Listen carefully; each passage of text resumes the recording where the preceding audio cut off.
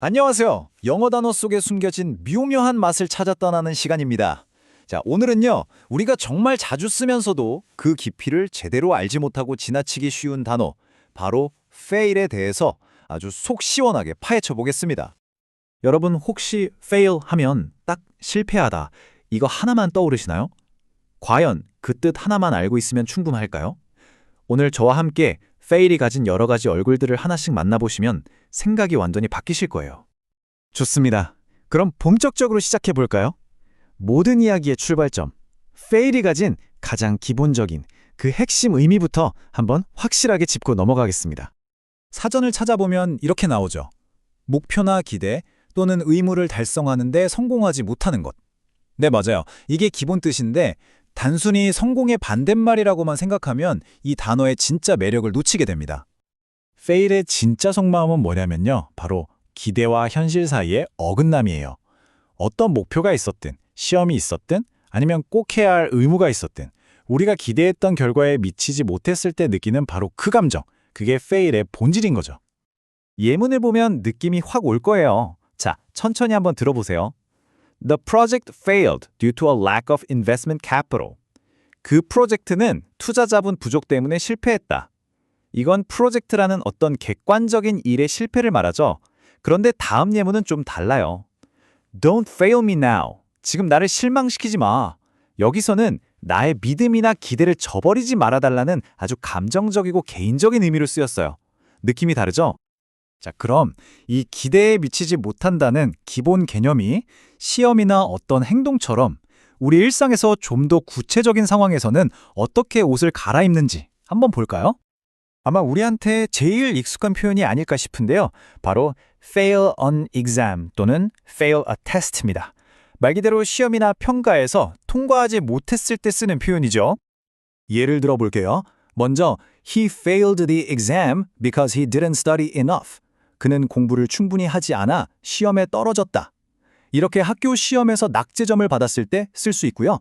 또 다른 예로 she was disappointed to fail her driving test. 그녀는 운전 시험에 떨어져서 실망했다. 이렇게 운전면허 시험 같은 어떤 능력을 평가하는 테스트에서 떨어졌을 때도 아주 자연스럽게 쓸 수 있습니다. 다음은 fail to do something인데요. 이건 그냥 못했다랑은 느낌이 좀 달라요.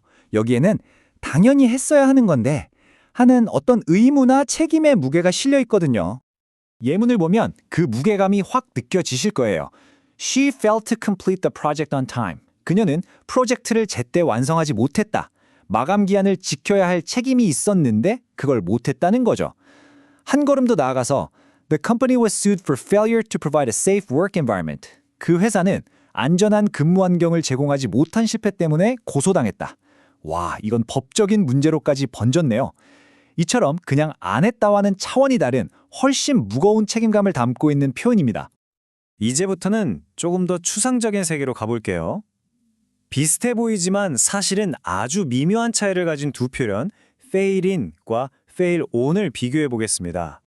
이 둘의 핵심은 딱 하나, 바로 스케일의 차이입니다. fail in은 좀 넓고 큰 거, 예를 들면 인생의 목표나 야망 같은 큰 그림에 대한 실패를 말하고요.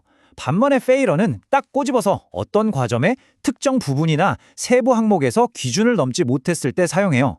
이는 넓게, 오는 콕 집어서 이렇게 기억하시면 쉬워요. fail in 예문부터 보시죠. He worked for years but failed in his ambition to make a fortune. 그는 수년간 일했지만 거금을 벌겠다는 야망에 실패했다. 보세요. 거금을 벌겠다는 건 굉장히 크고 장기적인 목표잖아요. 바로 이럴 때 이런 전반적인 포부가 실패했을 때 in을 쓰는 겁니다. 자, 그럼 fail on은 어떨까요? 예문을 한번 볼게요. The design failed on the stress test due to a faulty component. 엔지니어의 설계는 결함 있는 부품 때문에 스트레스 테스트에서 실패했다. 여기서는 전체 설계가 다 잘못됐다는 게 아니에요. 딱 꼬집어서 스트레스 테스트라는 특정 항목에서 기준 미달이었다는 거죠. 훨씬 구체적이죠? 좋습니다. 이번에는 시야를 좀 더 넓혀서 fail이 다른 사람과의 관계 속에서, 그러니까 사회적인 맥락에서는 어떻게 쓰이는지 한번 살펴보겠습니다. fail to qualify는 말 그대로 자격 미달이라는 뜻이에요. 어떤 대회나 일자리, 프로그램에 참여하기 위해 필요한 공식적인 조건을 충족하지 못했을 때 쓰는 말이죠. 스포츠 경기를 생각하면 아주 쉽게 이해할 수 있어요. The athlete failed to qualify for the Olympics. 그 선수는 올림픽 예선에 탈락했다. 올림픽에 나가려면 예선을 통과해야 한다는 명확한 기준이 있잖아요. 그 기준을 넘지 못해서 자격을 얻지 못했을 때 바로 이럴 때 쓰는 완벽한 표현입니다. 이건 정말 무게감이 다른 표현인데요. fail to keep one's promise. 단순히 약속을 안 지켰다. 이걸 넘어서서요. 그 행위가 사람들 사이에 신뢰에 어떤 영향을 미치는지를 담고 있어요. 도덕적인 책임감이 느껴지는 표현이죠. 예문을 보시면 바로 아실 수 있을 거예요. A leader who fails to keep their word will lose employee trust. 자신의 말을 지키지 못하는 리더는 직원 신뢰를 잃을 것이다. 그렇죠. 핵심은 신뢰를 잃는다는 결과입니다. 약속을 지키지 못한 행위가 사회적으로 어떤 결과를 낳는지를 정확히 보여주는 거죠.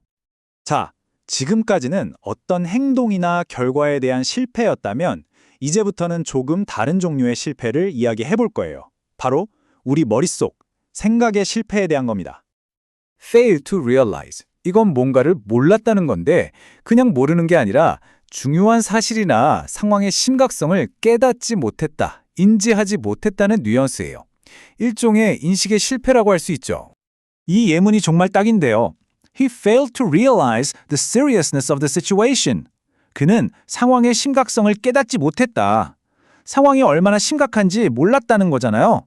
이건 정보가 부족했다기보다는 상황을 제대로 파악하지 못하는 판단의 실패에 더 가깝습니다.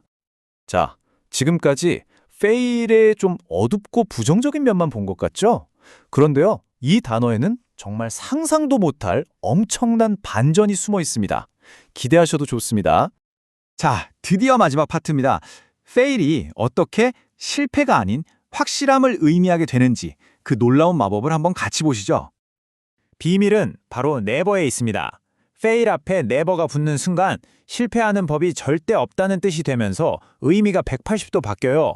그러니까 언제나 반드시 꼭 뭐뭐 한다는 아주 강한 긍정과 확신이 되는 거죠.